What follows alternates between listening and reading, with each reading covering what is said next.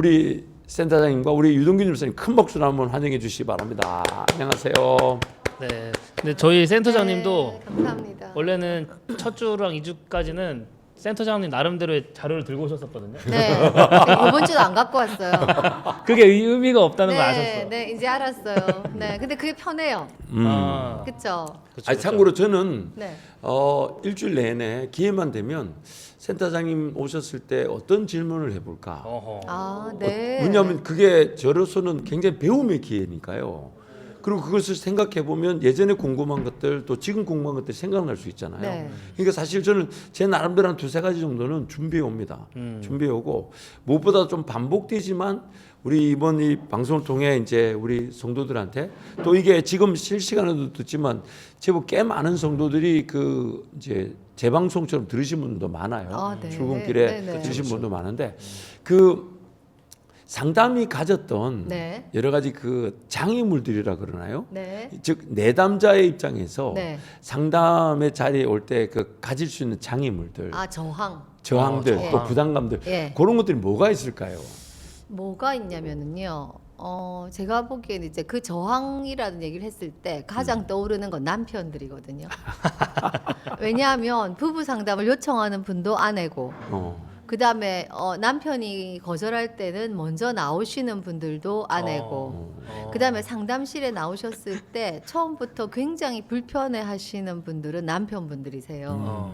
남편분들인데 지난번에 말씀드렸던 것처럼 남자분들의 정서적인 요구량은 여자들의 한 10분의 1인 것 같다. 그러니까 예, 그게 제 문제야, 얘기가 아니라 그게. 김병호 박사님 얘기라 그랬죠, 그게 그죠? 문제야.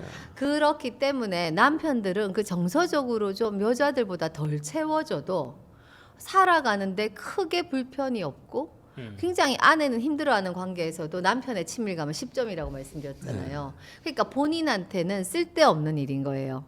쓸데없는 상당히 일이고. 이거 조금 네. 이제 중간에 끼어들어 죄송한데 종종 이런 질문을 받을 때가 있어요. 네.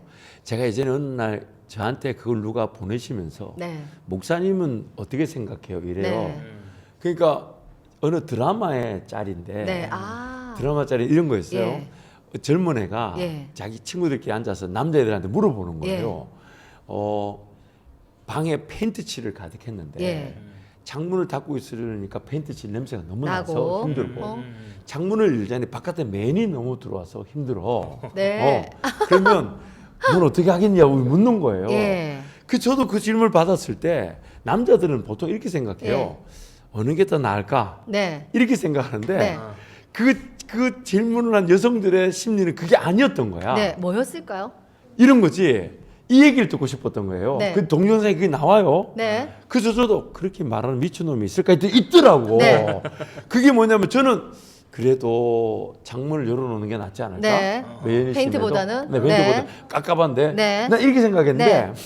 그 답을 요구했던 여성들의 질문한 답이 이게 뭐냐면 뭐였어요? 그러니까 그 이제 그 주인공이 이제 예를 들면 뭐 은경아인데 네. 뭐 정확하지 않아요. 네, 네. 은경아 이렇게 얘기하는 은경아 너 괜찮아? 이렇게 묻는 거야. 그게 기대였어요. 그게 기대였어. 저는 방금 그래서 문을 열어놓는 게 낫겠다고 그 생각했어요. 저도 그렇게 했는데 그 여성들은 작가가 잘못했네. 젊은 자매가 둘이서 남자친구도 안 쳐놓고 물어보는 거야. 은경아 괜찮아? 아니 그러니까 실제 자기 상황인 것처럼 아니 은경이 집에 페인트를 칠해놨어. 근데 창문을 열자니 매연이 심해.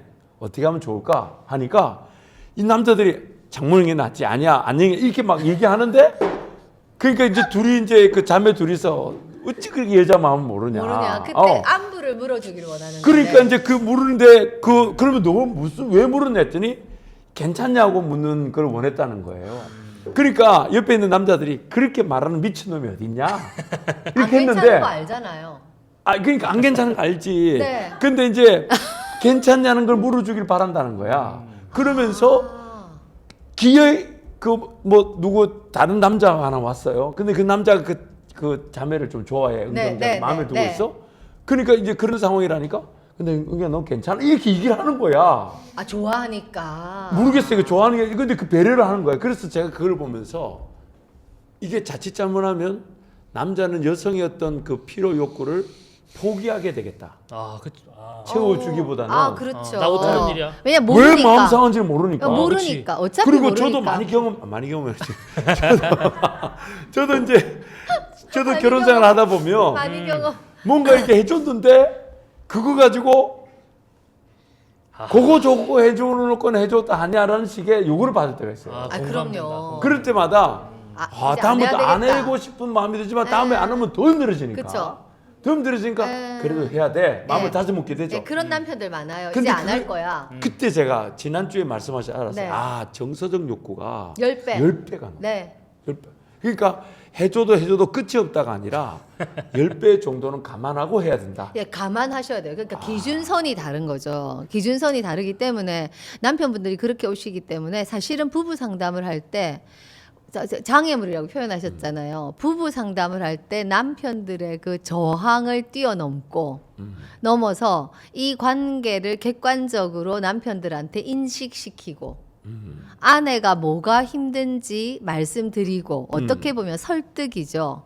예, 당신이 틀렸다가 아니라 아내가 이렇게 해서 힘드신 거예요라는 거를 제가 여자기 때문에 지난번에 유동균 선생님 말씀하셨잖아요.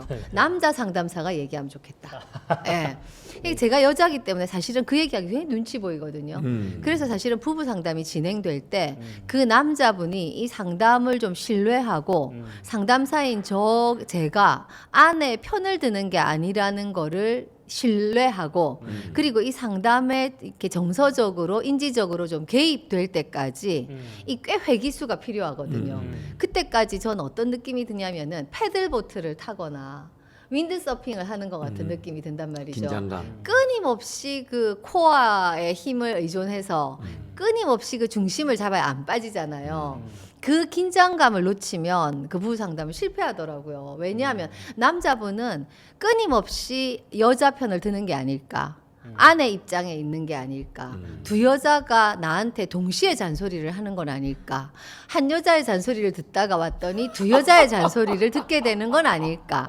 이런 어떤 의문과 의심과 불안과 이런 게 있단 말이에요. 근데 저도 그럴 것 같아요. 그래서 그게 아니라 이 상담사가 여자인 거지 이 상담 자체가 아내를 편드는 자리는 아니다. 아내 입장에만 서는 자리는 아니다. 비교적 객관적이다. 뭐 완전히 객관적일 수는 없지만 그리고 그냥 이 아내와 얘기할 때보다는 뭔가 전문성이 있다. 이런 어떤 판단을 하고 이 상담 장면에 좀 마음 편하게 나오실 때까지 남편들이 갖는 저항은 엄청나거든요. 아, 이거 지금 이 부분 센터장님 말씀하신 부분을 우리 김답답에서 동영상 짤로 만들어가지고 조금 소개할 필요가 있을 것 같아요. 아내분들이 남편들한테 이게 좀 소개했으면 좋겠어. 왜냐하면 이 저항이 사실 그 저항 자체가 네. 상담이 필요하다는 걸 드러내고 있는 거잖아요. 어쩜 반증이죠. 반증이잖아요. 저항이라는 건 뭔가 하기 싫어하는 거잖아요. 그 하기 싫어한다는 건 깨닫기 싫어하는 거고 변화되기 싫어하는 거죠. 왜냐하면 우리의 무의식이 있잖아요. 프로이드가 말하는 무의식이 있는데 무의식은 의식의 6배다. 이렇게 얘기해요. 6배, 7배. 그래서 빙산의 일각이다. 의식은 무의식의 빙산의 일각이다. 이런 빙산이 6분의 1이 깔아앉아 있다고 하더라고요. 6분의 1인지 7분의 1인지가 그 물 밑에. 그러니까 이 남편들도 뭔가 이거를 언어적으로 정확하게 남편, 아내와 자기 사이에 어떤 어려움이 있는지를 정확하게 자기가 표현할 수는 없지만 막연히 느끼는 그 불편감 그리고 뭔가 그 불편감의 원인을 자기도 제공하고 있을 거라는 막연한 자각 그건 있죠. 있는데 어디서 잘못됐는지 모르고 전문적인 지식도 없고 또 뭐 아내가 높은 소리로 막 자기한테 잔소리 해대면 화나고 이러니까 그냥 쳇바퀴 돌듯이 그 악순환을 반복하는 거거든요. 관계에서 악순환. 또 아내가 좀 참다가 못 참아서 해대면 남편은 도망가거나 같이 해대거나 그랬다가 또 한쪽에서 울고 하면 여기서 카타르시스 되니까 저기서 뭘 잘못했는지 모르게 좀 미안하다 하고 그럼 또 미안하다 하니까 또 살고 뭐 이렇게 되는 거잖아요. 답을 내지 않은 채 네. 문제 속에 계속 갇혀 사는 거지. 그쵸. 그래서 남편들한테 물어보면 뭐가 미안한지 모르는데 미안하다고 했다. 왜 해야 돼? 네. 안 하면 안 돼? 네. 그럴 때 아내들이 뭐가 미안해? 이렇게 물으면 더 화가 난다는 거예요. 뭐가 미안할 때가 제일 두려워. 그러니까 뭐가 미안해? 뭐가 미안한지 말해봐. 그렇게 얘기를 한다는 거예요. 그러니까 이런 어떤 그 이유를 밝혀서 관계를 바꾸는 게 아니라 그냥 감정적인 카타르시스가 되면 또 살아내는 이 관계 속에 갇혀 있거든요, 사실. 그래서 부부 상담의 가장 중요한 포인트는 뭐냐면 그 부부의 악순환의 사이클을 알아내는 거예요. 악순환이 어떻게 해서 일어나고 악순환이 시작되는 촉발 단서 트리거라고 하죠. 트리거는 뭐고 그러면 어떻게 아내는 반응하고 남편은 어떻게 반응하고 그 악순환 패턴이 어떻게 진행돼서 끝은 어떻게 나고 화해 제스처는 누가 하고 그러면 누가 화해 제스처를 해서 상대는 어떻게 그걸 받아들여서 그나마 살아왔는지 살아왔으니까 부부로 있을 거 아니에요. 그렇죠. 예, 그게 안 되니까 헤어지는 거거든요. 예, 그 패턴을 발견하고 그것들을 다 이제 탐색해서 그 고리들을 다 끊는 거죠. 하나씩 보는 거죠. 하나씩 보면서 그 악순환의 패턴이 어떻게 하면 선순환으로 바뀔지를 이제 알아보는 거죠. 그래서 선순환으로 바꾸는 경험을 하도록 도와드리는 건데, 그러니까 목사님 질문이 저항이 있다는 건 뭔가 안 하려고 하는 게 있지 않겠냐. 뭘 안 하려고 하겠어요. 깨닫고 변화되려는가 하기 싫은 거죠. 왜냐하면 인간의 삶은 관성이 있기 때문에 내가 살던 대로 사는 게 에너지가 가장 적게 들어요. 그렇거든요. 그러면 살던 대로 살다가 뭔가 상담을 하고 아내의 요구를 받아들이고 아내의 영향력을 받아들이고 이래서 내 삶이 변화되려면 엄청 에너지를 써야 되거든요. 그럼 남편들은 내가 회사 일도 이렇게 많고 내가 이 나이에 지금 열심히 일해서 내가 승진해야 될 나이고 이런데 지금 내가 여기서 에너지를 써야 되겠냐. 당신이 좀 나를 봐주면 안 되겠냐. 뭐 이런 멘트를 하시는 분들도 계셨다고 해요. 그러니까 아내들은 또 들어보니까 그 말이 맞는 것 같잖아요. 내가 남편 발목 잡는 것 같기도 하고 내가 좀 뭔가 남편의 성공을 가로막는 아내인 것 같기도 하고 요새는 좀 덜할 것 같은데 저희 세대는 그런 대화들이 있기도 했죠. 부부에 따라서. MZ들은 그렇게 안 참죠. 그렇게 안 하죠. 안 하고 안 봐주지. MZ들의 싸움은 어디서 나냐면 남편이 집안일을 돕는다는 표현에서 싸우기 시작하더라고요. 어떻게 이게 도우는 거냐? 같이 해야지. 같이 하는 거다. 더구나 내 연봉이 더 많다. 그럼 이 집안일을 연봉에 따라 나는 이진이 집에서 이제 일어나고 있는 얘기죠. 거기서는 아내가 직장이 없으시잖아요. 네, 조금 저한테. 예, 아내가 근데 직장이 없으시. 공감이 목사님 말씀에 많이 됐어요. 아내가 직장이 없는 것과 관계 없더라고. 육아는 같이 해야 되지 왜 돕냐고 이렇게 생각하죠. 예, 육아는 같이 해야 되는 거 저는 맞고요. 같이 한다고 맞죠. 생각하고 예, 있어요. 육아는 같이 해야 되는 거 맞고 맞는데 그 같이 하는데 아내가 전업주부일 때는 어차피 비중이 높아져 있잖아요. 그러지. 어차피 비중이 높아져 있기 때문에 그게 어느 게 공평한가에 대한 아내와 남편의 생각이 다른 거잖아요. 다른 거죠. 제가 예. 요즘 이제 우리 MZ들을 보면서 좀 반성을 하는 게 있어요. 네. 나는 참 좀 미안하다. 네. 육아에는 전혀 제대로 못한 것 같아서 네. 늘 미안한 마음이 있어요. 네. 그러나 또 한편으로는 아내의 어떤 그런 지지와 또 그 헌신이 있었기 때문에 또 그럼요. 여기까지 올 수 있었는데 그럼요. 그래서 이제 제 육아가 절대로 일반화돼서도 안 되고 네. 또 그것이 지금 우리 예를 들면 유동균 집사나 우리 하성훈 군찰 같은 경우는 굉장히 지금 저를 보면서 부러워하거든요. 둘이서 남자들은 과거의 삶에 대해서 저의 남편상 부러워하시겠다. 그렇죠. 예. 왜냐하면 세대가 다르니까 예, 내가 근데- 잘났다는 게 아니고 예, 세대가 다르죠. 세대가 다르니까 예, 그럼 좀 더 빨리 태어나셨어야 돼요. 그러지. 그렇죠. 그런데 이제 사실 이제 여기 이진이 엄마나 저쪽에 이름이 엄마나 다 우리 청년부였으니까 네, 그쵸. 아내들도 네. 제가 대놓고 얘기를 하죠. 네. 그런데 그걸 조금 제가 진지하게 이렇게 제안하고 싶어요. 그게 뭐냐면 남편들이 딱 퇴근하고 오면 남편 올 때까지 남편 오면 애 씻기는 거 뭐 이런 거 나름 육아를 남겨놓는 경우가 있어. 남겨놓은 경우가 있고 그 남겨놓고 남편이 오면 할 수 있도록 자기 좀 물론 힘든데 네. 남편이 오면 남편의 육아를 남겨놓는 경우가 있어요. 네. 근데 저는 그거를 좀 가치를 바꿨으면 좋겠다 싶어요. 예, 어떻게요? 그 남편의 육아를 남편만이 할 수 있는 육아로 좀 고민하고 남겨놓으면 좋겠다. 아이하고 놀아준다든가. 뭐 이런 같이 거. 시간을 예. 보내는 거. 네. 그러니까 이게 지금 소위 말하는 약간 그 기본적인 욕구에 대한 육아는 네. 아무래도 엄마의 그런 정성이 많이 필요한 것 같고 네. 근데 그 아빠가 아니면 안 되는 그 육아 그런 건 사실 어릴 땐 찾기 어렵죠. 찾기 어렵지만 네, 찾아야 네. 되죠. 왜냐하면 네. 평생에 자녀들이 성장에 독립할 때까지는 그게 필요한 거더라고요. 그러니까 엄마만이 할 수 있는 육아에 네. 비중이 좀 크다면 네네. 사실 엄마가 할 수 있지만 아빠가 아니면 안 되는 육아를 좀 찾아야 되지 않냐. 그래서 근데 그걸 딱 행동으로 찝어내기가 쉽지 않을 쉽진 거예요. 않아요. 네. 쉽진 않은데 제가 아내한테 부탁을 했던 것 중에 하나가 제가 아니면 안 되는 그 아빠의 역할, 아빠만이 할 수 있는 육아가 저는 이런 게 있었어요. 그게 뭐냐면 예배의 환경을 만들고 예배의 자리에서 아이들한테 어떤 내용을 가르쳐주고 그게 어렸지만 어린 애들한테 그 성경을 읽는 거나 기도하는 거나 그런 그 부분에 대해서는 분명히 엄마가 하는 것보다 아빠가 하는 게 더 좋은 게 있었어요. 그쵸. 네. 있을 수 있죠. 이성적이고 영적 권위가 아빠한테 아빠한테 있으니까. 그쵸. 그래서 아내한테 이제 그런 뭐 우리가 암묵적인 네. 그런 역할에 대해서 이제 부탁을 했고 아내도 많이 힘들었어요. 그 셋을 미국에서 부모님도 없이 키운다는 건 쉽지 않은 일인데 진짜 힘드셨겠다. 많이 힘들었죠. 그만큼 남편 사랑이 뒷받침됐겠죠. 되겠을 거라 확신합니다. 확신하는데 제가 아멘. 좀 이어서 말씀드려도 될까요? 저 발언이요. 어떻게 됐냐면 요즘 세대는 네. 애 안 키워본 소리 한다라고 말할 수 있어요. 그렇지. 왜냐면 그렇겠지. 남자가 할 일, 여자가 할 일, 뭐 말씀하신 것처럼 아기 목욕, 설거지, 빨래, 걸레질, 빗자루질은 공동의 육아잖아요. 네. 남자가 해도 되고 여자가 해도 되고 네. 잖아요. 이거는 공동의 육아고 말씀하신 것처럼 남자가 할 영적 권위를 세우는 일은 아빠가 하는 게 맞고 아이들의 정서와 사랑을 채워주는 건 엄마가 하는 게 맞다라고 생각한다면 이 공동의 육아를 할 이모님이 오셔야 돼요.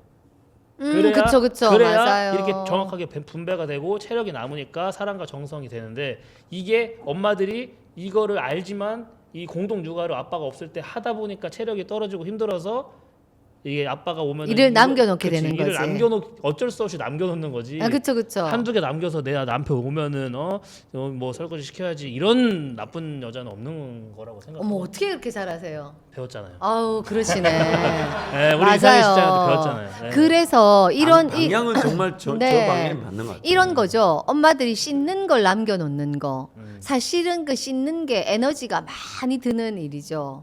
아이가 씻는 거를 언제나 좋아하지도 않고 그쵸. 또 물장난치면서 놀려고 하고 또 체력도 필요하고 정서적인 실강이도 있어야 되고 그러니까 아내들이 그거는 남편들이 좀 해줬으면 왜냐하면 남편들은 밖에서 힘이 안 든 게 아니라 환기가 되니까 밖에서 들어와서 아이하고 좀 그래도 웃으면서 그 씻을 때 장난도 치고 뭐 그 장난을 좀 받아줄 수 있는 여유도 있고 이러니까 그것들을 이제 남겨두게 되는 것 같거든요. 그러지. 네, 남겨두게 되는 것 같거든요. 근데 우리가 그러니까 경험하지 않은 거를 알기가 참 쉽지가 않잖아요. 그렇다고 모든 걸 경험해 볼 수는 없지만 아내들이 집에서 아이를 기를 때 사실은 역지사지가 저는 불가능하다고 생각하거든요. 완전한 역지사지. 그 사람 입장에서 생각하는 게 얼마나 가능하겠는가. 불가능한데 그러니까 이제 이해를 시키려고 상담 장면에서 노력을 하는 거고 그 설득을 하는 거고 이제 이렇게 하게 되는 거죠. 제가 얘기를 들으면서 좀 정리를 네. 한번 해볼게요. 네. 우리한테는 그 살아왔던 습관에 대한 관성이 있었어요. 네, 관성이 있죠. 그리고 그게 이제 재성과 연결돼 있을 텐데. 그렇겠죠. 왜냐하면 더 변화되지 않으려고 예. 더 에너지를 쓰고 싶지 않은 네. 그 관성이 있다 보니까 자연스럽게 그게 새로운 것에 대한 저항이 생기게 되는데 그쵸. 그럴 때마다 잊지 말아야 될 것이 그 저항 때문에 모든 관계, 남편과 아내 관계뿐만 아니라 더 건강하고 네. 더 자유할 수 있는 일은 상대방만을 위한 것이 아닌 나를 위한 것이라는 걸 좀 생각해 주세요. 맞아요. 그게 남편분들 네. 꼭 기억하셔야 돼요. 우리 유동균 집사님 상담받고 얼마나 좋아졌는지 몰라. 아까 발언하는데 깜짝 놀랐어요. 본인도 인정 안에 배운 거라고. 아하. 그러니까 근데 그게 그 네. 부부지간에 얼마나 건강한 기준이 되겠어요. 관점이 바뀌신 것 같아요. 아유 많이 바뀌었어요. 예, 조망이 바뀐 제가 거죠. 유동균 지사 볼 때마다 이 김답답 해왔잖아요. 네. 엄청 성장. 그래서 이번에는 제가 말씀 묵상까지도 좀 부탁을 한 네, 건데. 아까 묵상 너무 좋았어요. 왜냐하면 네. 물론 사역자 수준은 아니지만 예, 하나님의 이야기를 아는가, 하나님을 아는가. 그러니까요. 그럼요. 듣고 계셨군요. 저 사람이 그럼요. 제가 근데 우리 유동균 집사가 그런 어떤 그 굉장히 깊이가 있고 아, 맞아요. 자기만의 색깔이 있어요. 네, 맞아요. 그러다 보니까 다른 사람과 색깔과 이렇게 어울리는데 시간이 좀 필요해요. 예를 들면 이진이 엄마와 이제 본인의 상간에 어떤 이게 동화되어진 과정 속에 네. 반드시 이게 동화가 되는 시간이 필요하잖아요. 아, 그럼요. 근데 이번에 그 상담을 통해 굉장히 부부가 하나가 됐더라고. 아, 진짜요? 그럼 물론 그 이진이 엄마의 욕구는 10배가 높기 때문에 네. 지금도 요구하죠. 아, 그럼요. 이분에도 그 하나님께 김답답 하는데 잠깐만요. 잠깐만요. 은호가 잠을 여기 많이 잤다. 네. 아니 나는 이거는 내가 동균 집사한테 들은 게 아니야. 이진 엄마 내가 들은 게 아니고 감사했는데 내가 물어봤잖아. 근데 또 그거는 감사한데 하면서 뭐 다른 욕구를 그거는 건강하다는 거지. 내 말은 10배가 있으니까 그쵸. 그것에 대해서 동균 집사가 당황하지 말고 네. 또 그건 그대로도 대처하고 또 은혜를 구하고 해야 되는데 근데 그래서 이제 첫 번째 우리가 죄라는 것이 관성을 만들어내서 그 관성이 뭔가 배우려고 하고 성장하려고 하고 에너지를 쏟아붓지 못하게 한다는 거예요. 네. 그런데 변화되지 않고 배우지 않으면 상대방만 힘든 게 아니라 내가 힘든다는 거예요. 맞아요. 그거를 우리 남편이랑 모든 관계분들 아셔야 돼. 그래서 이제부터 우리 두 분이 이렇게 기도하면 좋겠다. 남편분들 혹은 상담의 어떤 필요성을 좀 중요하게 생각하지 못한 분들은 내가 이거 배우지 않으면 내가 더 힘들다. 그럼요. 내가 더 힘들다. 그 최대 피해자는 아이들이죠. 그리고 이제 그 아이들한테 그게 이제 제일 중요하죠. 그리고 두 번째 여성들 우리 아내들 입장에서는 그 필요성을 놓고 가고 싶은데 남편들이 안 간다면 그걸 가지고 평가할 게 아니라 갈 수 있도록 어떻게든 설득해야 된다. 사랑을 하고 환경을 만들고 네. 그리고 세 번째 제일 중요한 것이 이제 센터장님이 얘기하신 대로 그 자녀들이 최대 피해자가 된다. 맞아요. 제일 자녀들이 억울한 피해자가 된다. 맞아요. 이 부분을 좀 얘기를 좀 해주세요. 네. 아니, 자녀들이 근데 어떤 피해? 제가 거기 단골이었잖아요. 네. 올리버 상담센터. 맞아요. 네, 단골로서 말씀드리잖아요. 그러면은 남편들이 안 가는 이유를 저는 좀 물리적인 공간을 두고 좀 말씀드리고 싶은 게 네. 올리베 센터의 그 대기 장소는 너무 오픈되어 있어요. 네, 그래서 본인이 가서 대기를 하잖아요. 네. 그럼 전 타임의 상담자와 저와 눈이 마주칠 수밖에 없는 구조예요. 네, 맞아요. 그래서 저는 거기를 좀 프라이빗하게 가려주면은 남편들은 파티션을 두거나. 그쵸. 네. 남편들은 그거에 대해서 내리면 되겠다. 그렇네요. 파티션을 써야겠네요. 여자 하나 두면 되겠네. 그래서 이 위치조차도 여기에 주차했다는 것 자체가 여기 뭐 건물에 왔다는 것 자체가 올리브에 온 거거든요.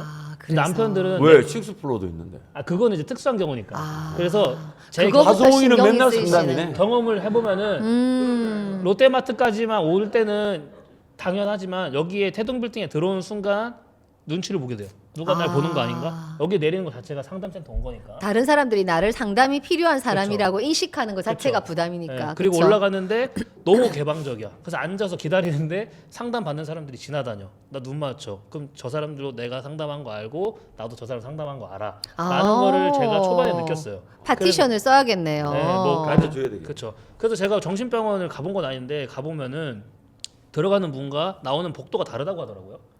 그래서 이렇게 돌린대요 사람을. 왜냐면은 거기 누가 오는지 모르게. 그렇죠. 그리고 이런 시스템을 올리브에서 도입하면 좀 매출이 오르지 않을까. 그렇기도 하겠네요. 그러면 네. 들어올 때는 계단으로 올라오시고 왜냐면 내려가는 계단이 좀 부담스러우니까 예. 내려가는 엘리베이터로 이용하셔서 이렇게 여기 찍어달라 차를 대는 것 자체가 불편하시다고 하니까. 그래서 차는 저 롯데마트에 많으니까 되더라도 네. 올라오는 과정과 이런 좀 뭔가 남편들이 내가 상담받는 거를 비밀리 했으면 좋겠다는 게 지켜지면 뭐 다른 문제는 모르겠지만 이런 문제에서는 좀 될것 맞아요. 같다는 상담실에 생각이- 오시는 거 자체를 오신다는 거를 맞아요. 다른 사람이 아는 거 자체를 꼭 남편뿐만 아니어도 부담스러워하는 분들이 있고 그래서 제가 이제 보니까 센터장님 이제 교회 기도를- 리더들이 더 그래요. 네, 그렇겠죠. 그래서 기도 함께 해주셔야 될 게 네. 조금 떨어진 지역에 네. 좀 이렇게 뭐랄까 익명성이 좀 보장될 수 있는. 그러니까 보장되는. 예를 들면 이제 너무 우리 공간에 상담센터가 줄이기다 보니까 네. 사실 오가는 인원이 많지 않잖아요. 네. 그러니까 저런 이제 불편함이 있는데 예를 들면 진짜 그 상가 건물 좀 큰 데다가 네, 네. 그런 상담센터를 분점을 네. 그쵸. 지금 네. 기도하고 있어요. 네. 그래서 그 분점은 가급적이면 이제 그 지역에 이제 가까운 분들이 네, 오겠지만 네, 그렇죠. 여기가 이제 좀 우리 성도들 중에 여기가 좀 들어오기 불편한 분들은 네. 그 분점에서 네. 하실 수 있도록 그런 환경을 좀 만들 수 있도록. 그러면 훨씬 익명성이 보장되는. 네네네네. 저 사람이 그렇겠네요. 맛집으로 온 건가 PC방 온 건가 하는 모르는 큰 건물에 들어가는 거죠. 그런 그쵸, 사람들이 그쵸. 몰라요. 어디 관심도 없고. 그쵸, 그쵸. 근데 사실은 네, 그런 거기까지 비밀이 보장돼야 되는 거죠. 왜냐하면 상담을 하고 있다는 것 자체가 비밀이어야 되거든요. 지금 동균 집사 너무 이제 중요한 걸 얘기해 주면서 네, 끊어졌는데 맞아요. 그 부부간의 상담 이 만약에 원활히 되지 않을 때 자녀들에게 어떤 피해가 어떤 가는지. 피해가 있냐면 자녀들은 정서적인 약자거든요. 정서적인 약자는 뭐예요? 강자가 하는 대로 당해야 되잖아요. 강자가 혜택을 베풀면 혜택을 입을 것이고 강자가 만약에 폭력적이면 그거를 그대로 고스란히 견뎌내야 되는 게 약자들이죠. 소위 상처를 물려준다 이런 개념일 수 있나요? 예, 그런 개념일 수도 있죠. 그런 개념일 수도 있는데 이 아이들은 사실은 그 집을 떠나면 살 수 없잖아요. 그렇지. 살 수 없기 때문에 아이들이 무의식적으로 하는 노력 중에 하나가 뭐냐면 그 시스템이 유지되도록 굉장히 애를 써요. 그 가족이 유지되도록.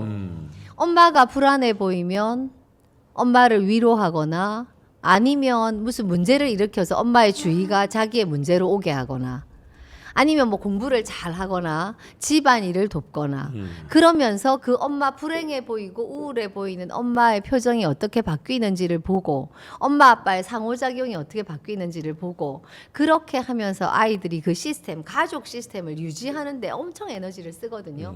그러면 인간의 에너지는 한정이 있잖아요. 한계가 있잖아요. 캐파가 한계가 있는데 그 아이는 사실은 자기가 성장하는 데 에너지를 써야 되거든요. 이론적으로. 성장은 어떤 성장이냐면 기능의 성장, 관계의 성장, 정서의 성장 이런 데 에너지를 써야 된단 에너지를 말이에요. 써야 될 때 못 쓰고 네. 이 부작용 즉 부적응이나 예. 부모의 상처에 그 대응하는 데 에너지를 써버리니까 예, 건강하게 성장할 수가 예, 에너지를 아. 써요. 그래서 사실은 어렸을 때는 그런 애들이 잘 크는 애들처럼 보이기도 해요. 그거를 성인아이다 이렇게 표현하거든요. 어달트 차일드. 적응하느라고 몸을 쓰니까. 성인아이는 두 가지의 의미가 있어요. 하나는 어린 시절에 어린아이처럼 지내지 못하고 어른처럼 지냈기 때문에 어린 시절을 잃어버린 아이라는 뜻도 있고요. 그래서 어린 시절에 그 좌절된 욕구와 그 어린 시절에 우리가 적절한 자기중심성이 채워져야 되거든요. 자기중심적인 욕구가 어린 시절에 좀 지지받고 채워져야 자신감이 생긴대요. 사랑을 받아야 되는데. 그럼요. 근데 그 욕구가 물론 건강하게 좌절될 필요도 있죠. 그렇지만 이게 덜 채워지면 나중에 20살 넘은 성인이 된 다음에 마지막에 20살 넘은 성인이 된 다음에도 얘는 어린 시절에 좌절된 욕구를 자기가 안전하다고 생각하는 어딘가에 가서 욕구가 충족되기를 기대하는 거예요. 아. 그게 결혼 관계잖아요. 그게 이제 일탈돼 버리겠네. 그쵸. 그러면 집에서 엄마 아빠가 결혼해서 아기를 낳기는 했는데 이 중에 한 사람 혹은 두 사람이 성인아이야. 그러면 이 사람은 서로가 가장 안전하기 때문에 자기 집에서 채워지지 못한 욕구를 이 가정에서 체험받으려고 하겠죠. 그러면 퇴행이 일어난단 말이에요. 퇴행이 뭐예요? 어린아이처럼 구는 거잖아요. 그러면 아내한테 남편한테 어린아이처럼 굴면 그 집에 어린아이처럼 굴면서 실제 어린아이죠. 어린아이처럼 구는 게 아니라 어린아이로서 사랑받고 돌봄받고 지지받고 그 훈육받고 이래야 될 아이는 아이인데 그 아이는 실제로 그걸 받지 못하고 그 둘 중에 한 사람인 그 성인아이가 그 집의 정서적인 자원, 그 집의 에너지를 다 끌어다 쓰게 되는 이런 일들이 일어나죠. 그걸 이제 주역기능자다 이렇게 얘기하는데 많은 경우에 그게 중독자죠. 중독자. 그러니까 그때 성장할 때 조금만 에너지를 쏟아부어도 될 일을 네. 그때 그 욕구가 즉 자기 중심적 욕구가 채워지지 않아 가지고 네. 그게 나중에 어른아이가 돼 가지고 그 자기 중심 욕구가 그때 해결되려고 하니까 엄청난 상처를 만들어내면서 잘 되지도 않겠네요. 잘 되지도 않죠. 왜냐하면 지난 시간에 말씀드린 것처럼 부모가 자녀를 사랑하는 거는 내리사랑이고 그거는 그냥 흘러가는 거잖아요. 흘러간다는 건 에너지가 들지 않아도 그 방향으로 가죠. 근데 부부가 서로를 사랑한다는 건 이거는 어떻게 보면 김용태 교수님은 이건 철저하게 부부 관계는 주고받는 관계다 이렇게 말씀하시거든요. 주고받는 예. 왜냐하면 남이라는 거죠. 그러니까 남이기 때문에 상대가 나한테 주는 게 있고 내가 그 사람한테 주는 게 있고 이게 어느 정도는 맞아 떨어질 때 유지되는 관계라는 거죠.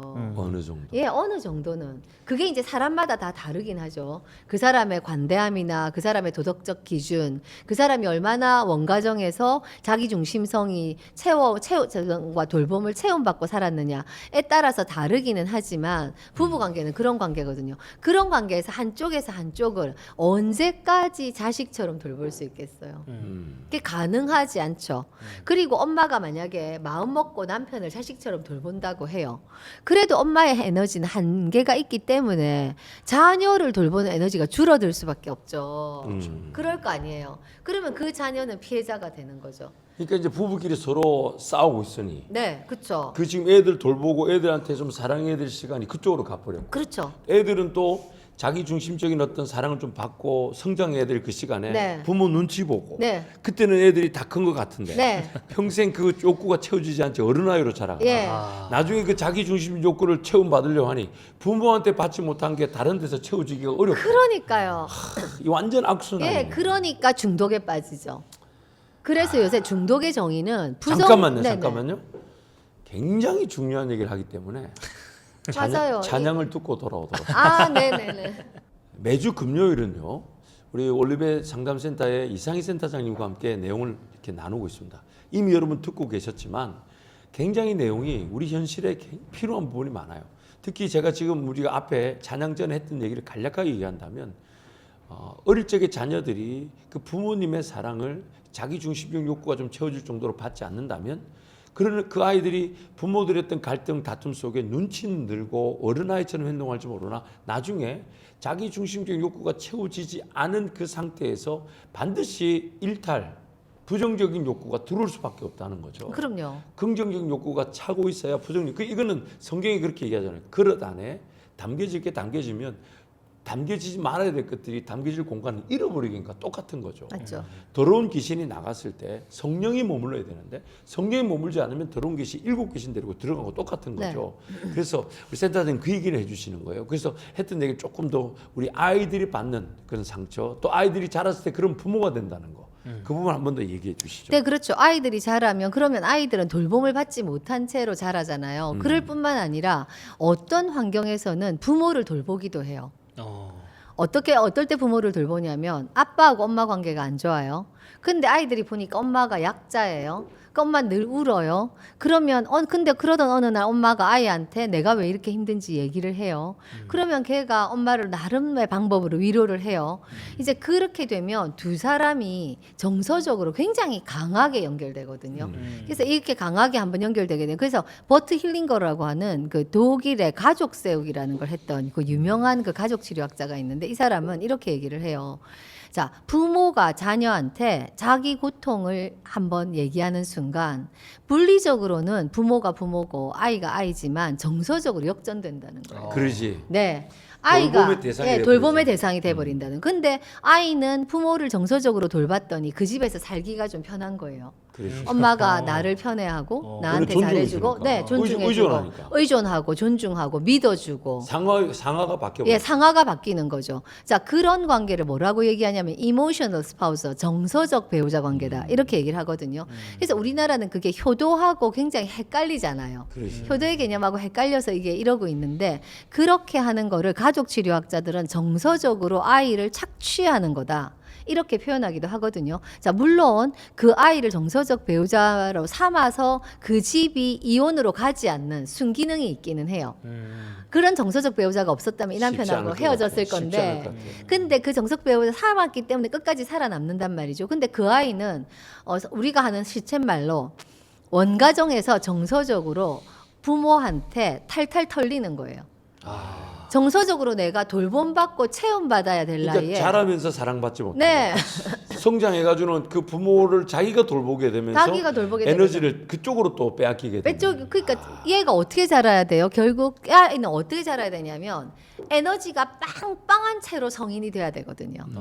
에너지가 꽉 채워져서 성인이 돼서 우리가 왜 그 나사에서 로켓 쏠 때 보면 그게 대기권을 빠져나갈 때까지 에너지를 쓰는 그 에너지가 있잖아요, 연료가. 그렇죠. 그래서 대기권을 추진체. 빠져나갈 때까지 그 추진체가 쫙 밀고 올라가서 대기권을 빠져나가면 그게 떨어지면서 그럼, 그 필요 진공 없으니까. 그 돌아다니잖아요. 그런 것처럼 아이들의 그 에너지가 빵빵하게 차야 된다고요. 그래야 얘가 20살 넘어서 자기 삶을 헤쳐나가고 주도적으로 살아나가고 실패를 통해서 배우고 회복 탄력성을 가지고 그 실패를 통해서 배우면서 성장하거든요.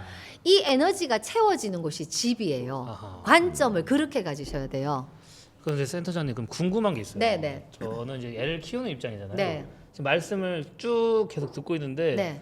너무 기준이 높은 거 아닌가. 그러니까 무슨 말씀을 드리는 거냐면 네. 아기는 뭐 24시간 행복해야 돼. 그러면 엄마 아빠는 죽어나는 거잖아요. 자, 제가 네. 24시간 행복해야 된다는 단어 자체를 쓴 적이 한 번도 없지. 없거든요. 그러니까 제가 듣기에는 그리고 그래서 네, 제가 그렇게 기준은- 들리시죠? 기준은 그 유동균 지사가 조금 이렇게 생각을 바꾸면 좋을 것 같아요. 기준은 높다 낮다로 절대로 얘기할 수 없어요.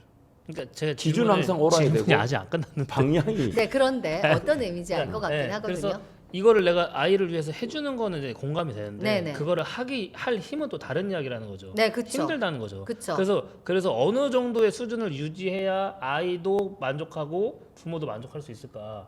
가능할까? 자, 그거는 그렇게 되면 이제 그거는 아이의 기질에 따라 다 다른데 아이의 기질이 있죠. 기질에 네. 따라 다른데 그때 이제 제가 이렇게 얘기하는 거를 부모는 모든 것을 희생하고 아이의 모든 욕구를 채워줘야 되는 것처럼 들으셨나 봐요. 그렇지 않아요. 그렇게 하면 안 돼요. 왜 다 알 수가 없어? 그러면 자기애적 성격 장애가 돼요. 그럼 굉장히 착취적인 사람이 되죠. 그 그럼. 자기 중심성이 너무 채워지면 자기 중심성이 채워지면서 뭐가 있어야 되냐면 그 아이의 자기 중심성을 적절하게 좌절시키기도 해야 돼요.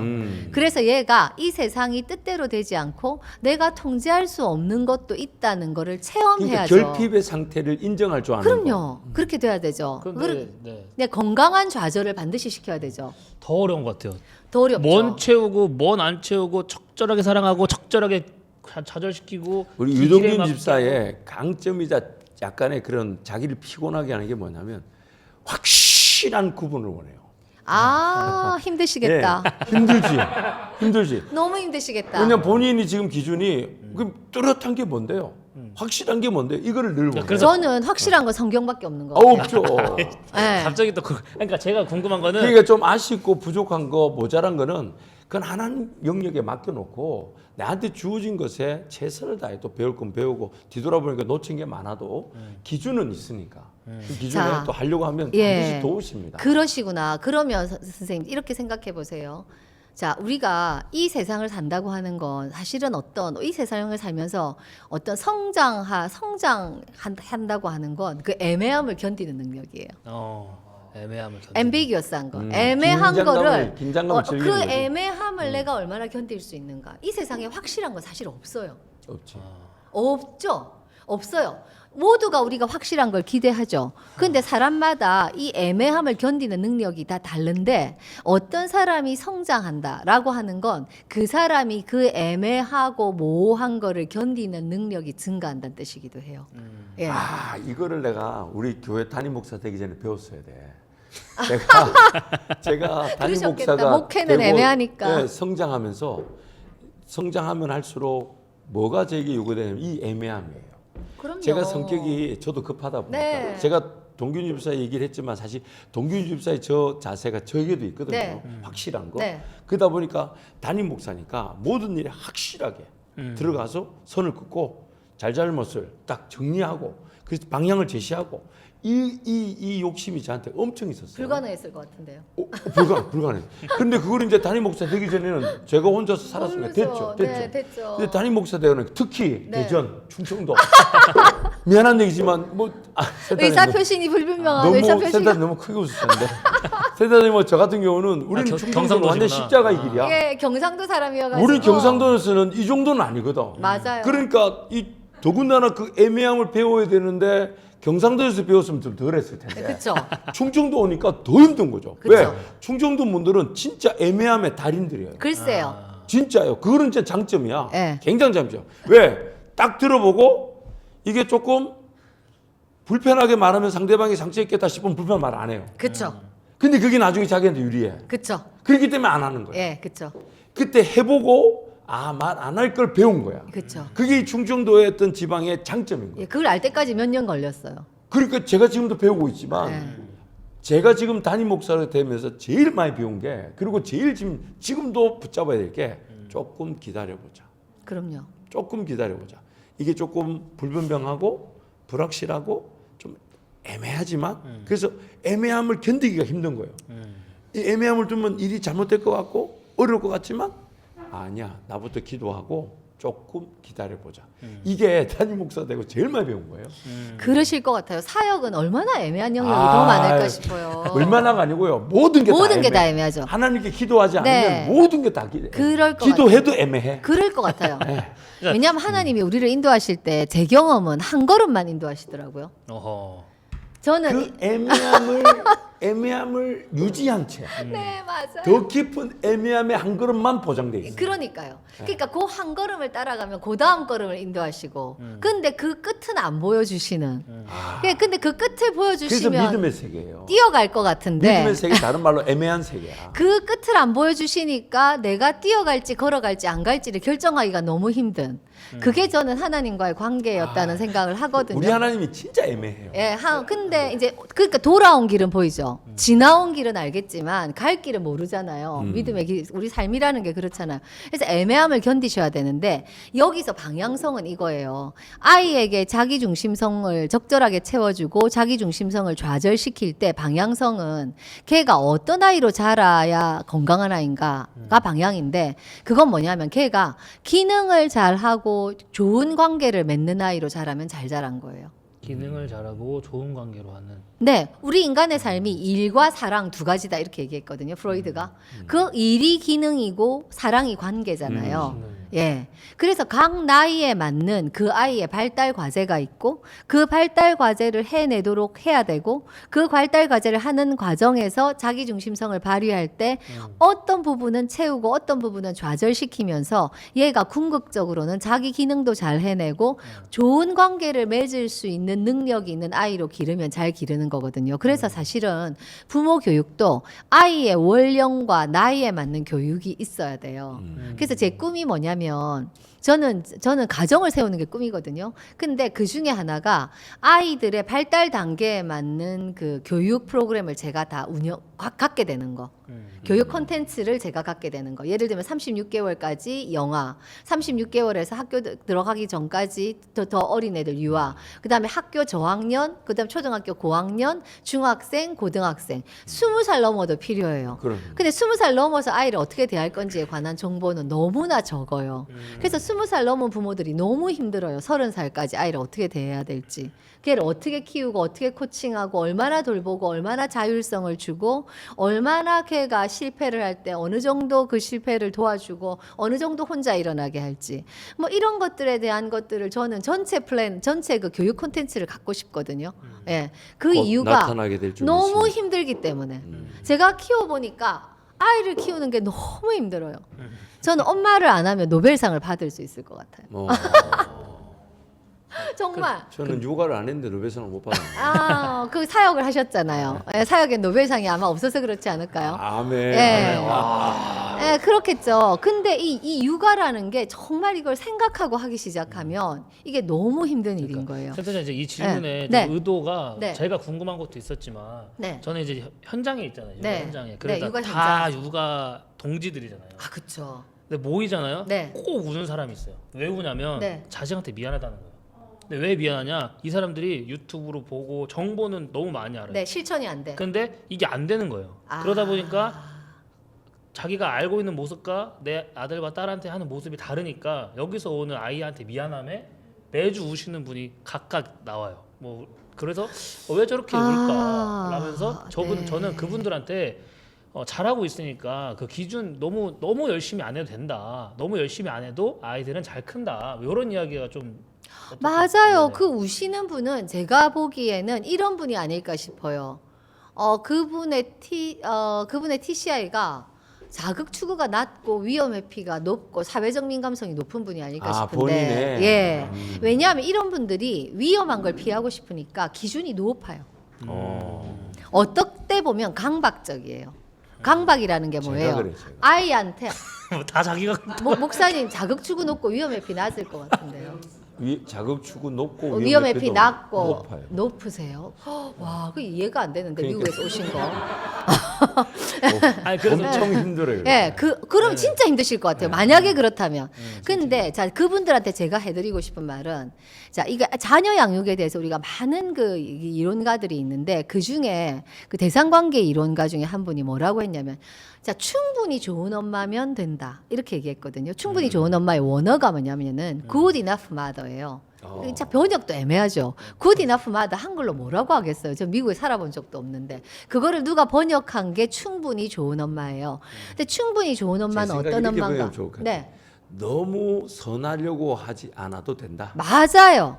그래서 이 세미나가 있었는데 대상관계 이론 세미나가 있었는데 그 세미나 하신 분이 최영민 박사님이라고 서울대 의대 교수로 은퇴하신 분이셨는데 이분이 이제 세미나를 하는데 누가 물었어요. 충분히 좋은 엄마는 어떤 엄마예요? 이렇게 물었거든요. 그랬더니 그분의 답이 아이를 키우면서 육아를 고민하고 이 자리에 와서 세미나를 들을 정도면 그럼 충분히 좋은 엄마다. 이진이 엄마 충분히 좋은 충분히 엄마네. 좋은 엄마지. 이진이 아빠도 충분히 좋은 아빠죠. 유동민 일서 충분히. 네. 자, 충분히 좋은 엄마 아빠죠. 왜? 육아를 위해서 이렇게 고민하고 생각하고 책을 읽고 상담을 받고 유튜브를 보고 그걸 실천하고 또 그게 안 된다고 울고 아파하고.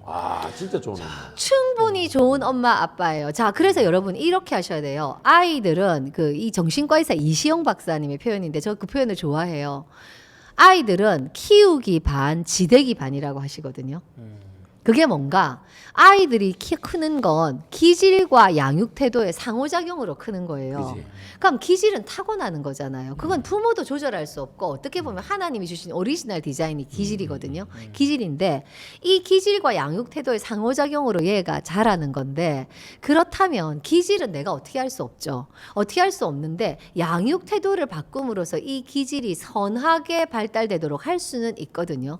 예, 그러니까 그 관점에서 정말 불안하시면 아이가 만 48개월 지나면 기질이 드러나니까 아이 기질 검사를 한번 해보시고 양육 태도 검사를 한번 해보시고 그럼 이게 객관적 탐색이잖아요. 객관적 탐색을 토대로 양육 코칭을 좀 받으시면 그 불안이 좀 내려갈 것 같고 만약에 그럴 여건이 안 된다고 하시면 그렇게 고민하고 매주 모여서 지원 그룹에서 삶을 나누고 울 정도면 이미 충분히 좋은 엄마죠. 그럼. 그 기준을 낮추셔야지. 그리고 이거 아이들의 회복 탄력성을 믿으셔야 돼요. 아이들은 그 안에 힘을 갖고 있어요. 생명이기 때문에. 그래서 그 아이들이 상처를 받을 수 있고 부모가 뭔가 했기 때문에 불안이 일시적으로 올라올 수 있지만 그 아이를 부모가 사랑했다면 삶의 어떤 지점에서든 그 사랑은 그 아이한테 자원이 돼요. 예, 그렇거든요. 그러니까 내가 아이를 사랑하고 있다면 그걸 그쵸? 합력하에 선을 이루는. 그렇게 되거든요. 그러니까 그거를 믿으시고 우는 거는 너무 그거는 강박적이죠. 신경증적인 행동이죠. 자, 죄책감을 느낄 수 있지만 근데 아이를 학대했다. 내가 나도 모르게 내 성질대로 한다고 아이를 막 방에 데리고 들어가서 걔가 너무 두려워하는데도 애를 때렸어요. 이 정도 행동이 아니라면 그 정도 행동이 아니고 유튜브에서 말하는 대로 못했어요.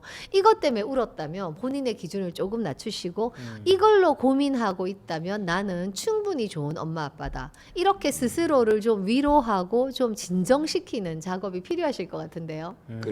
그리고 이제 아까 우리 이제 이렇게 조금 어린 자녀를 둔 이제 부모님들에게 필요한 얘기인 것 같고 또 하나가 아까 우리 역전된다 그랬잖아요. 네, 관계가. 예, 그래서 지금 연세가 드신 우리 부모님 좀 계신데 네. 이분들한테 자기 자신을 좀 돌아볼 수 있는 네, 그런 얘기를 한번 해주시면 좋을 것 같아요. 자, 그러면 자 연세 드신 자기도 부모 모르게 자식들을 괴롭힐 수 있다. 그쵸. 연세 드신 부모님들이 있죠. 연세 드신 부모님들이 있죠. 자, 연세 드신 부모님들 중에도 정서적으로 발달된 상태가 다 다르죠. 그다음에 원가정에서 받은 사랑이 다르고 남편과 아내로부터 받은 사랑이 다 다르죠. 그죠? 그렇기 때문에 이 부분들은 굉장히 넓은 스펙트럼에 있다고 보셔야 되거든요. 영적으로 성장하신 정도도 다 다르죠. 그래. 사실은 이런 어떤 이 세상에서 받은 상처를 극복할 수 있는 건 영적 성장인 것 같은데 영적 성장이 돼 있는 정도도 다 다르니 자, 자녀는 부모를 자녀가 잘 살 수 있도록 도와주는 건 뭔가 예, 그들이 부부가 잘 살 수 있게 도와주시는 거예요. 만약에 아이가 결혼을 했다면 부부가 잘 살 수 있게 도와주셔야 되는 거고 그 다음에 20살 넘은 자녀가 있을 거 아니에요. 연세 드신 지금 부모님들이니까 20살 넘은 자녀가 있다면 그 아이를 계속 이제 그 자기 그 기준에 다다르지 못할 때 계속 비난하고 거절하는 부모님들이 정말 많거든요. 예, 그거밖에 안 된다. 언어적으로도 하시고 비언어적으로도 하시고. 다 컸는데도. 네, 다 컸는데도 그 관점을 바꾸지 않으시죠. 왜냐하면 너는 늘 부족해. 내가 너를 이런 기대를 가지고 키웠는데 너는 부족한 것 같아. 그래서 너는 이렇게 부족해, 저렇게 부족해 하는 태도를 갖고 있는 거죠. 그러면 그 태도가 아이한테 은연중에 비언어적인 단서들로 다 전달되죠. 근데 횃불 트리니티 계셨던 김용태 교수님의 그 세미나 갔을 때 그분의 표현 중에 하나가 뭐냐면 부모를 이긴 자식이 세상을 이긴다. 오. 충격적이죠. 자, 이분은 상담사에 부모는 져줘야 되겠네. 네, 부모 져주셔야 돼요. 예, 부모 져주셔야 돼요. 부모가 져줘야. 예, 아이가 세상을 이긴다. 세상을 이길 힘을 갖는 거예요. 부모가 안 져줬는데 이겨버리면요. 안 대단한 져줬는데 거지. 이게 대단한 거지. 그거는 이제 유동균 집사겠지. 예, 그거는 대단한 거지. 굿잡. 예, 굿잡, 진짜 굿잡이에요. 예, 그런 거죠. 그런 건데, 이분, 저는 사실은 다른 분의 세미나 좀 조심스러운 게, 이게 성경을 기반하지 않으면 안 되잖아요. 근데 이분은 목사님이시거든요. 미국 필러신 학교에서 가족치료학 박사를 받으셨고, 아이고, 서울대 수학과를 나오셨고, 서울대 교육학과를 나오셨고, 그 다음에 횃불 트리니티 신학대학교 대학원에서 교수로 이제 정년을 마치셨죠. 그런 분인데, 이분은 성경적 기반을 갖고 있잖아요. 그렇기 때문에 저는 이 세미나에서 이런 말들은 좀 의미 있게 새겨 듣는 편이거든요. 자, 그때 이긴다는 게 참 애매한데 그 이긴다는 게 자식을 내 뜻대로 하지 않는다는 뜻이라고 저는 해석했어요. 자식을 내가 하고 싶은 대로 다루지 않는다.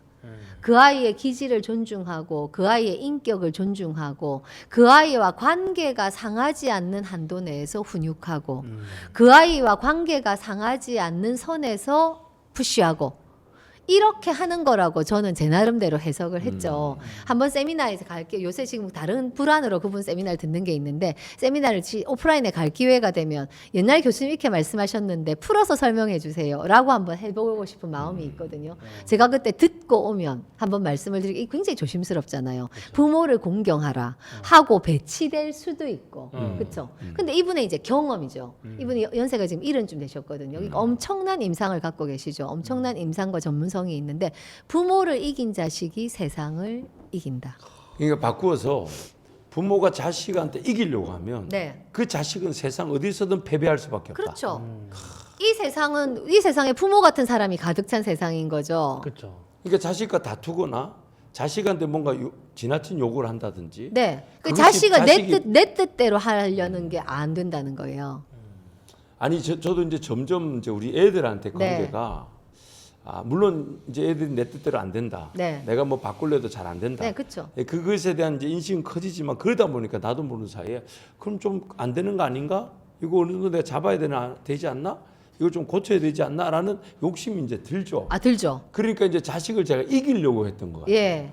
근데 그 자식을 이기려고 하는 순간 애들이 도망을 가버리죠. 그럼요. 아하. 그러니까 더 골이 깊어져 버리죠. 그 정서적 바운더리네요. 들어오지 않아요. 안 들어오려 하더라고요. 왜냐하면 안전한 대상이 아니잖아요. 아빠가 안전 기지가 아니거든요. 부모의 가장 큰 역할은 이 세상에서 안전 기지의 역할이에요. 근데 그렇게 하다 보니까 부모는 점점 나이를 먹으면서 그 관계가 어떻게 되냐면 아까 얘기한 대로 애들이 철이 들면서 이제 이 역전이 즉 정서적 배우자로 역전을 해버리는 뭐 그렇게 거예요. 될 수도 있죠.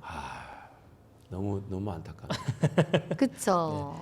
네, 오늘 이렇게 상담을 8시 반인데요, 목사님. 이제 건의 하나 드리고 싶은 게 댓글에 센터장님 네. 막 너무 상담을 받고 싶은 분들이 많아요. 네. 근데 이런 분들을 저희가 사연을 받아서 네. 한번 이 자리에서 나눠보는 것도 어떨지. 그거 괜찮아요. 그렇죠? 예, 괜찮아요. 그러니까 제가 좀 준비할 시간도 필요하니까 그렇죠. 준비할 저희한테- 시간도 필요하니까 요번 주 올라온 준비하지 거를 마시고 나오셨다. 아유, 아니에요. 그래서 제가 저희한테 준비를 해요. 사연을 보내주시면 예, 제가 불안이 높아가지고 사연을 보내주시면 네. 정리해서 센터장한테 보내드리고 네, 그 중에 뽑아서 그렇죠. 그래서 네네네, 그럼요. 그 다음 주에 한번 사연을 다뤄보는 시간을 네네, 그래도 네. 괜찮죠. 그럼 어디다가 우리가 글을 남기면 좋을까요?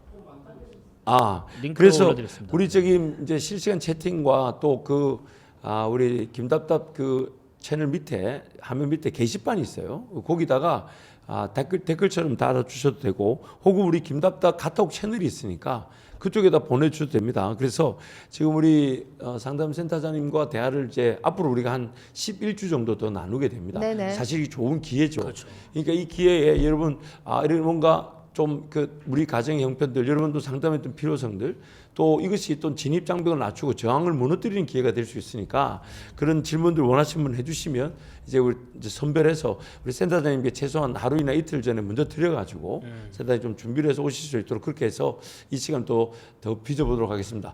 아 제가 이 매주 금요일마다 느끼는 건데 시간 너무 빨리 가요. 그러니까요. 시간 너무 빨리 그렇네요, 가요. 생각보다. 네, 지금 한 시간이 확 지나고 네. 있어요.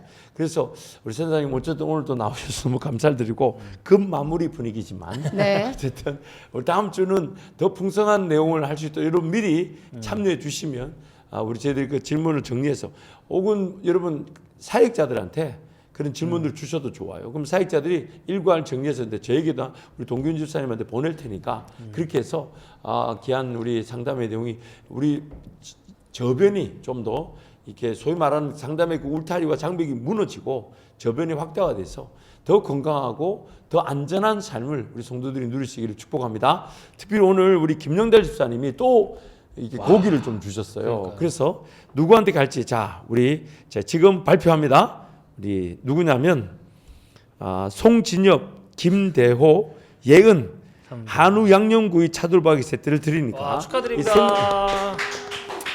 댓글에 지금 내용을 많이 달아주시고 좋은 걸 달아주신 분을 세 명 뽑은 거예요. 그래서 여러분 이건 생물이니까 사무실 꼭 찾아가시고 다시 한번 부탁드립니다. 상담에 좋은 질문들 우리 사역자들한테 주셔도 좋고 혹은 우리 카카오톡 채널이나 우리 댓글이나 혹은 게시판 밑에 댓글을 다는 데가 있어요. 그 밑에 달아주시면 언제든지 그걸 정리해서 더 좋은 상담을 가져오도록 하겠습니다. 아무튼 오늘 센터장님 이렇게 또 나오셔서 너무 감사합니다. 네, 감사합니다. 그리고 우리 유동균 집사님께 다시 감사드리고 이 자리에 나오지 않았지만 우리 이진희 엄마 너무 감사해요. 상담에 좋은 질문에 환경을 만들어 놓고 오늘 우리 유동균 집사가 이렇게 건강하게 된 건 우리 이진희 엄마의 아멘. 강나희 전사님의 거의 전적 역할을 해도 과언이 아닐 거라고 그럼요, 생각합니다. 그럼요. 그러니까 네. 너무 제가 뭐 얘기했던 거 오해하지 마시고 오해 안 네, 하겠지만 네. 특히 우리 이름이 엄마 오해하면 안 돼. 이름이 엄마. 나는 이름이 아빠한테 들은 거 하나도 없어. 근데 제가 두 사람을 알기 때문에 이렇게 편하게 얘기한 거 그 상처받지 말기 바랍니다. 자, 오늘도 귀한 시간 또 특별히 우리 금요 철야가 있는데요. 깊은 기도의 자리 우리 사모하면서 만나기를 축복합니다. 오늘 귀한 시간 감사합니다. 다음 주 뵙겠습니다. 감사합니다. 네, 감사합니다.